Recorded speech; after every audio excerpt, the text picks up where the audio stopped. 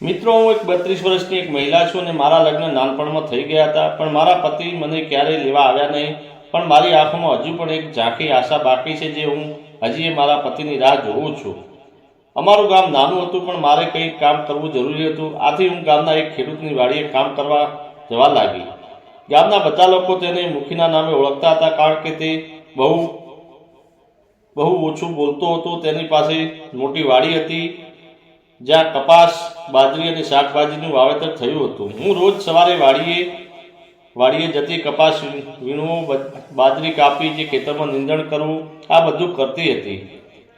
શરૂઆતમાં મને આ કામ ભારે લાગતું, પણ સહન કરી લેતી. મુખી એક સાદો અને ઈમાનદાર માણસ હતો. તે લગભગ 35 વર્ષનો હશે, લાંબો ગોરો વર્ણન અને તેની આંખોમાં એક શાંત ચમક હતી. તે ખૂબ જ ઓછું બોલતો, પણ જ્યારે તે બોલતો તેના શબ્દો સચ્ચાઈ હતી.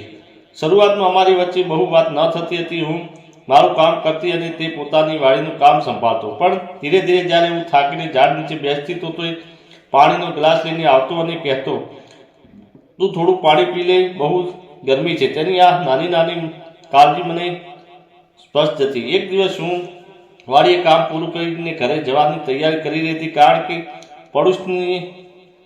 પડોશીને તે દિવસે બહાર જવું હતું. અચાનક હું ખેતરમાં ચાલતા પડી ગઈ અને મને પગમાં થોડું લોહી નીકળી ગયું.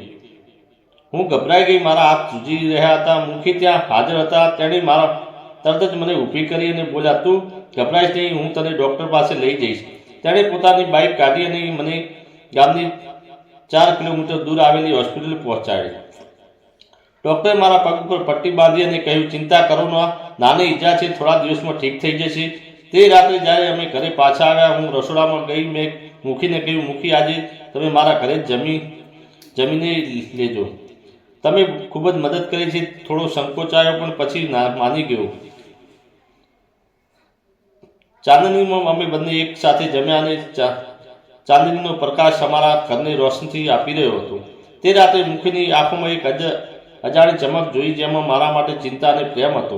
મુખી મારી નાની મોટી જરૂરિયાતોનું ધ્યાન રાખતા હતા. ક્યારેક બજારમાંથી મારા માટે શાકભાજી થેલીએ હિંમત કરીને મુખીનો હાથ પકડ્યો અને કહ્યું, મુખી, તમે મારો ખૂબ જ ખ્યાલ રાખો છો. તમારા વગર મારું જીવન અધૂરું લાગે છે. શું તમે મારી સાથે લગ્ન કરશો? મુખી થોડો ચોંકી ગયો. તેણે ધીમેથી કહ્યું, હું તો એક ગરીબ ખેડૂત છું. ગામના લોકો શું કહે છે કે મને મુખી કહે છે, અને તેઓ વિચારે છે કે મેં તારી મજબૂરીનો લાભ લીધો. મેં તેની આંખમાં જોઈને કહ્યું, મને ગામની કે સમાજની પરવા નથી. મારા માટે તમારો પ્રેમ અને વિશ્વાસ જ મહત્વનો છે. મુખીની આંખો ભીની થઈ ગઈ. અમે નક્કી કર્યું કે અમે લગ્ન કરીશું.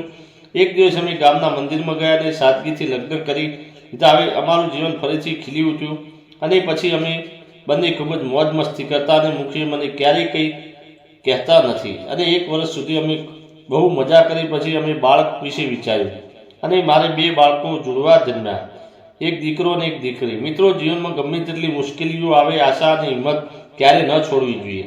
સાચો પ્રેમ એ જ નથી જે સમાજના નિયમો કે પૈસાને જુએ, પણ સાચો પ્રેમ એ છે જે મુશ્કેલ સમયમાં તમારી સાથે ઊભો રહે અને તમારા પરિવારને પોતાનો ગણે. આ વાર્તા આપણને શીખવે છે કે પ્રેમ અને વિશ્વાસ દરેક અડચણને પાર કરી શકે છે અને જીવનને ફરીથી ખુશીઓથી ભરી શકે છે. જો તમને આ વાર્તા ગમી હોય તો તમારા વિચારો કોમેન્ટની અંદર જરૂર લખશો.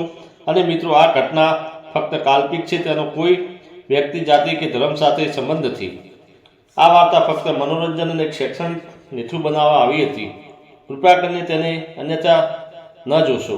આવી જ વાર્તાઓ સાંભળવા માટે ચેનલને સબસ્ક્રાઈબ કરો. ધન્યવાદ મિત્રો.